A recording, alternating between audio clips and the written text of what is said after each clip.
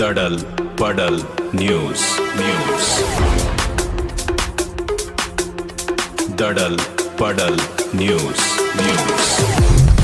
ನಮಸ್ಕಾರ ಸ್ನೇಹಿತರೆ, ಕಾರ್ಯನಿಮಿತ್ತವಾಗಿ ಬೆಳಗಾವಿಗೆ ಪಯಣ.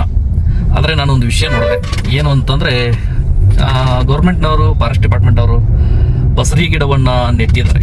ಬಸರಿ ಗಿಡ ಅಂತ ಏಕೆ ಹೆಸರು ಬಂತು ಅಂತ ನಮ್ಮ ಅಜ್ಜಿ ಇದ್ದಾಗ ನಮ್ಮ ಅಜ್ಜಿ ಹೇಳ್ತಾ ಇದ್ರು. ಆ ಬಸರಿ ಗಿಡ ಅಂತಂದರೆ ಬಸುರಿ ಹೆಣ್ಣು ಮಕ್ಕಳು ಮೈ ಬಣ್ಣ ಹೇಗಿರುತ್ತೋ ಆ ಬಣ್ಣ ಆ ಗಿಡದ ಕಾಂಡಗಳಿಗೆ ಇರುತ್ತೆ.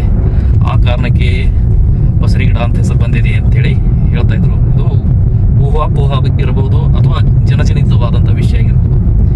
ಗೌರ್ಮೆಂಟ್ನವರು ಮಾತ್ರ ಆ ಸಸ್ಯದ ಒಂದು ಉಳಿವಿಗೆ ಕಾರಣ ಆಗಿದ್ದಾರೆ ಅಂತ ಹೇಳ್ತೀನಿ. ಅದು ಯಾರಿಗೆ ಆಲದ ಗಿಡದ ಥರ ಯಾರಿಗೂ ತೊಂದರೆಯನ್ನು ಉಂಟು ಮಾಡೋದಿಲ್ಲ ಆ ಗಿಡ. ಯಾಕಂದ್ರೆ ಬೆಳ್ಳುಗಳನ್ನ ಜಾಸ್ತಿ ಬಿಡೋದಿಲ್ಲ, ಬಟ್ ನೆರಳು ಚೆನ್ನಾಗಿರುತ್ತೆ.